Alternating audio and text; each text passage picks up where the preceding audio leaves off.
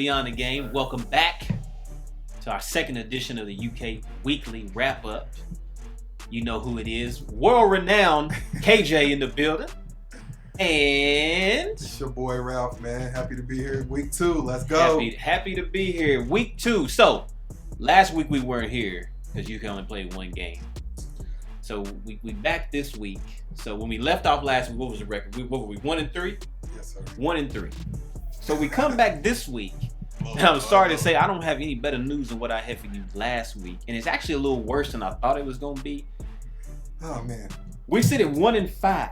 You know the last time the Cats started 1-5? Back in the days. What were you doing in 1926, Ralph? I don't even think my mama was thought of. So. Exactly. So, I don't know. 1926 was the last time the Cats started 1-5. Yes, sir.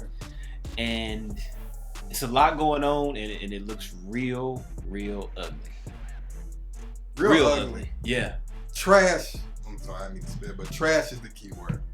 I'm trying to think of how ugly it is. Maybe like Landry Shamet. Wow. Tyrone Hill. Bad. I'm trying to think of some more people. I'm trying to think of some ugly, you know what I'm saying? Anyway, that's how ugly it is. You take all the ugly people you know, put them together, and UK's gonna sit right here, and that bundle of ugly will be about right here. So that's how bad it is. So, UK lost 2 more games. One to Notre Dame, one to North Carolina. They did. So, I want to look at those games as a tale of 2 halves, right? Okay. So, you look at the first half against Notre Dame was real ugly. Real ugly. Second half looked real good. I was proud First of half against North Carolina looked good. Second half was kind of ugly. Makes no sense. No sense at all. So, talk about this Notre Dame game a little bit. For me personally, we started off very, very ugly. First half, I think we put up 26 points to their 48 points. So I really didn't know where this game was going to go. But second half, they came out. They were fighting. Ball was moving. We made a lot more plays than we did in the first half, and we actually fought back and lost the game by 1 point. So I was definitely proud of them in that game. I don't know how you felt, but they definitely showed heart, and something I haven't really seen this season. Yeah, so see, this was something like back when Venus and Serena was on top of the tennis world. I used to stop watching because I knew one of them was going to win. I didn't even care. The first half of this game, I just stopped watching. Notre Dame went on a 19-0 run and jumped out to a 33-9 lead. And I tried to turn the TV off. And then I listened to it on the radio a little bit, and I was like, well, I guess I'll turn it back on. So the Cats trailed 48-26 at halftime. Then they come out and go on a 16-0 run. And I was like, ooh, I like this team. Where's this team been at? Yeah. Coach Cal put a little press on. They started forcing turnovers. Notre Dame couldn't score. The defense was crazy. Terrence Clark and everybody was hyping the crowd up. It was a lot going on in Rupp, and I was real excited. Almost, but not good enough. Almost. So Isaiah Jackson gets a block to force a shot clock violation, and the Cats get the ball down 1 with 12 seconds left. Coach Cal draws up a good play, which I can't say that very often. He gives B.J. Boston the ball on the wing. He kind of fumbles it at first, but gets it back. Olivier Sarr is wide open. I think if Boston hadn't fumbled the ball, Sarr would have had a better look. But he still got a good look at it. Sure. And it went just a little bit long, and the Cats lost. That was a heartbreaker. Another one. Because I think if they could have pulled that game out, knowing how hard they fought back to win the game, momentum. that it may have turned the season around a little bit. But that's just another nail in this coffin that's closing real slow. Yeah, man.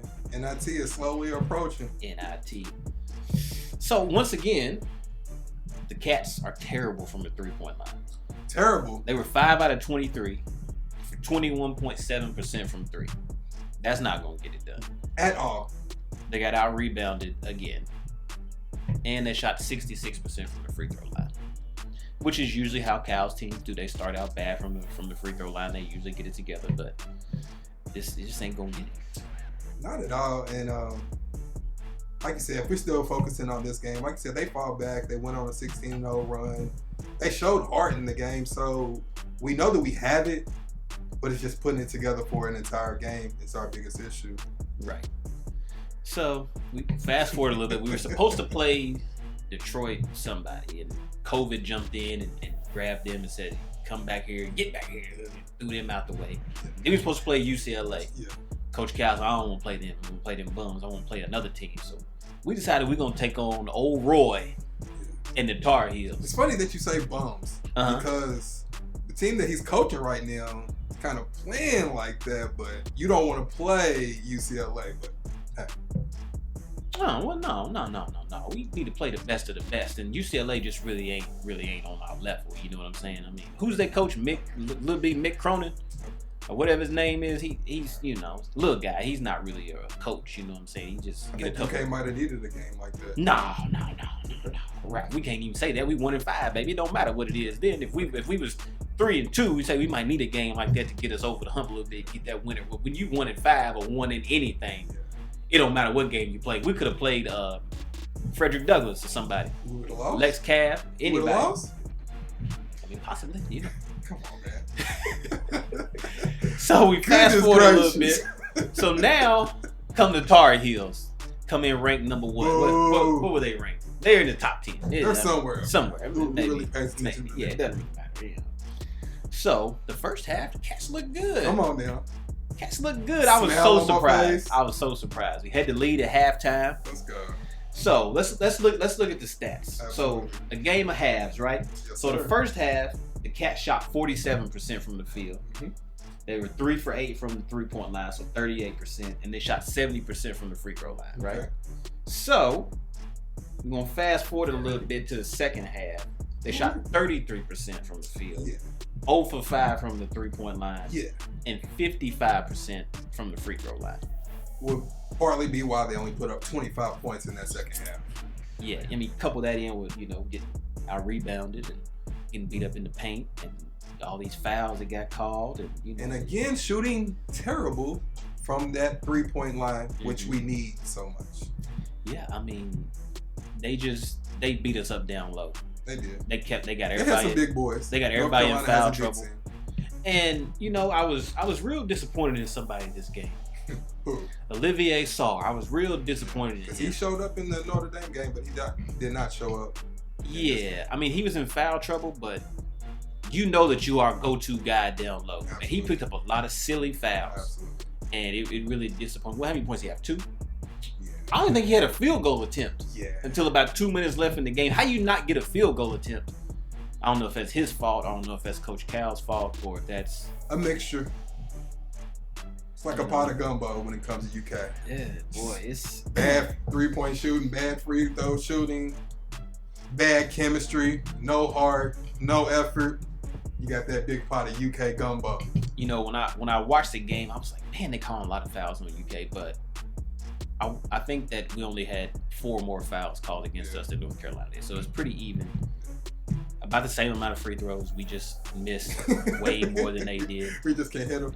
Oh man, I don't know what to say. It's like at this point, what can you say? You can't really say much. I know Q's happy, wherever Q may be out there in the world. I know he was happy on Saturday. Are we worried about what? Nah, we not really worried about what Q was talking about, anyways. I'm glad I didn't have a bet with him though this time. Yeah. Definitely would have lost your money.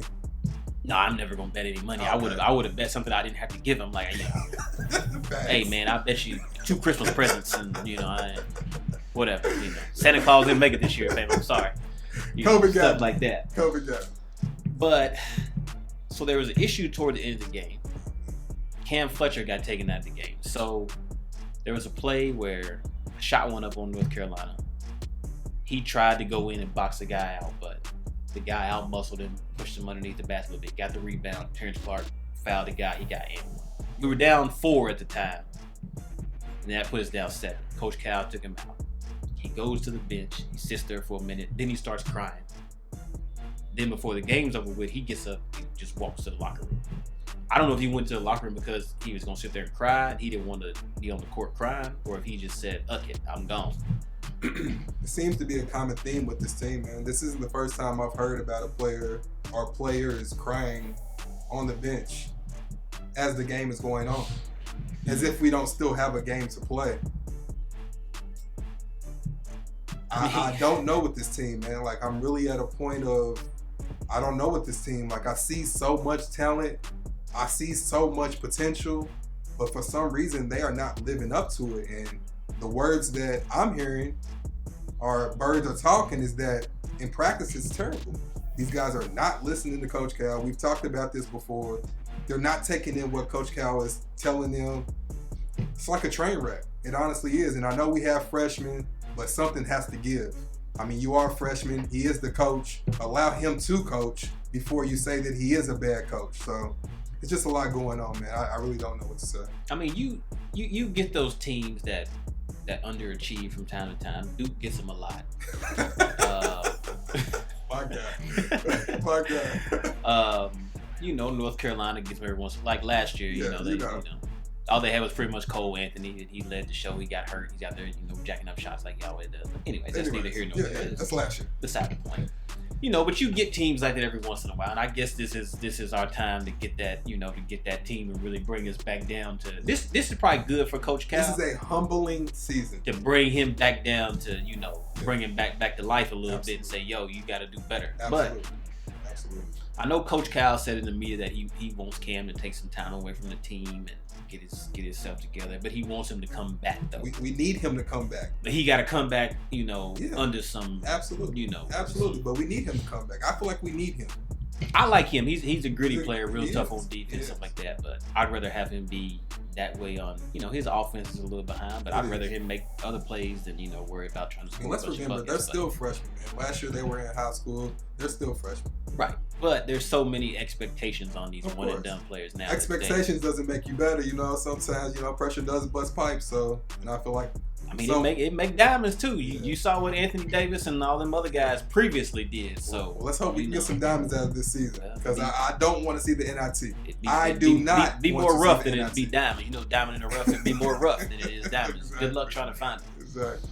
So, where do we go for the rest of the season? We got Louisville coming up. Then we get into the SEC. We got South Carolina, Mississippi State. We got Vanderbilt.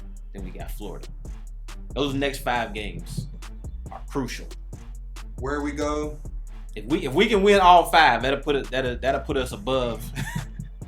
That'll put us above 500. Absolutely, and we can do it. We can win all 5 of these games. All 5 of these games are winnable games. But what UK team are we going to get?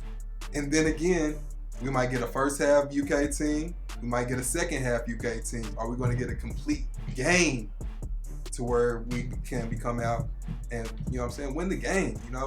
I think personally, it's just going to take a full game effort. Sometimes you can get away with having a bad half, but with UK right now, it's going to take a full game effort to complete this, and I don't know if they have it in them. It ain't going to happen. I say they'll win 2 out of the next 5. Would have put us at 3-8? That's not a good outlook on the season. 3-8. We need 3 out of this next 5. We need all 5 out of the next 5. But we just need to show that we can win a game. Yeah, we got to win a game our first. One win this year is against Moorhead. If we can beat all the Kentucky schools, we'd be all right. So we start out, we beat Louisville. That'd be a good look. That'll shut up a lot of these Big Blue Nation people out there that just run around crazy. But I don't know. I don't know what Coach Cal wanted this year as far as giving us this. Maybe he expected more out of this team.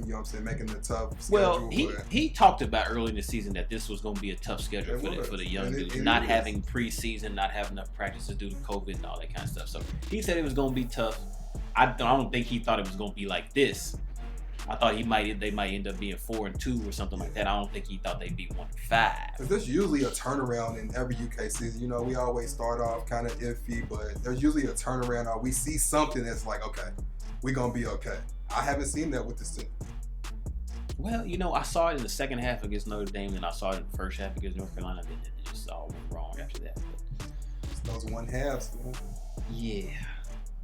So realistically, who do you think we can beat out of those next 5? All 5. I'm being realistic with you. Louisville, we can beat Florida. We can beat Louisville. South Carolina, Mississippi State. Mm-hmm. Who am I missing? Vanderbilt. Come on. We can beat South Carolina. We can beat every single one of those Mississippi teams. State. We can beat Vanderbilt. That's how bad this season has got. We're acting like we can't beat South Carolina now. Now we can't beat Vanderbilt. Now we can't beat Florida. The only way we beat Louisville and Florida is if COVID take half their team out and they can't really play. That'd be the only way we beat them. See, this is what we have. This is what we like. I don't know what to say. I'm speechless. What do you think? Don't be speechless, Ralph. Just speak up. Come on now. No, what do you think we're going to finish in these next 5 games? Oh, 2. We're gonna win 2 out of 3. 2 out of 3. Vanderbilt gonna beat us. Louisville will beat us, and Florida. You really think we're gonna lose Saturday to Louisville? Oh yeah, we're gonna. They just lost by 40 points. That's because they only had 6 players on the team. Though everybody had the vid. But once they get over at vid, though, they're ready. And you know how mad Chris Mack is at Coach Cal. Anyway, care less how mad he gonna have his squad ready. Is he? Yeah. Man, they're gonna beat the brakes off us. Watch this. Watch what happened. Watch and see what happened now. You want to bet a bottle on this? I'll bet my 2 bottles of your one, like I said earlier. We can bet whatever you want to bet. Anyway, gracious. Florida's a loss, Louisville's a loss, and one of these in the middle right here is a loss. And then somebody else gonna quit the team, and that's what we looking at for the next probably. So what y'all see is that KJ has given up on the season. We're done. It's a wrap. Man, come on, man. We couldn't even win the NIT, bro. We can't win the NIT. Have a little bit of hope. Nah, we go to NIT, we end up losing to UTEP or somebody like that. Wow. Florida Gulf Coast or something. I don't know where this show has went. I did not expect this, but hey.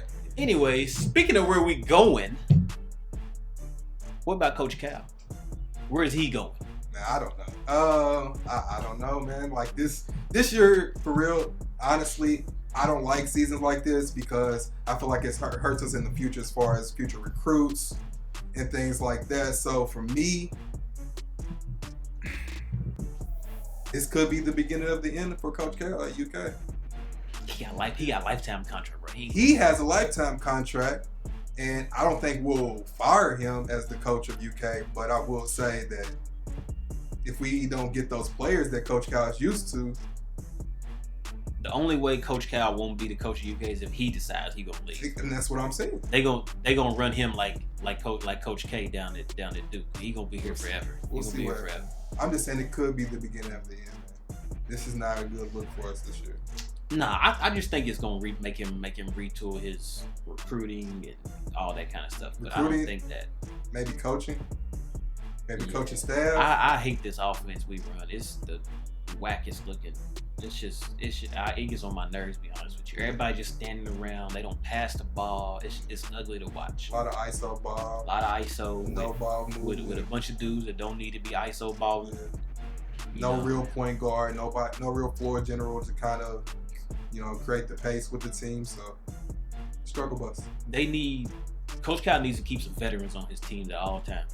I don't give a damn about who goes to the NBA. He needs to keep some veterans on there to keep people in line, to let them know, this is what it is. Either y'all fall in line or y'all can pack your bags up and go on back where you came from.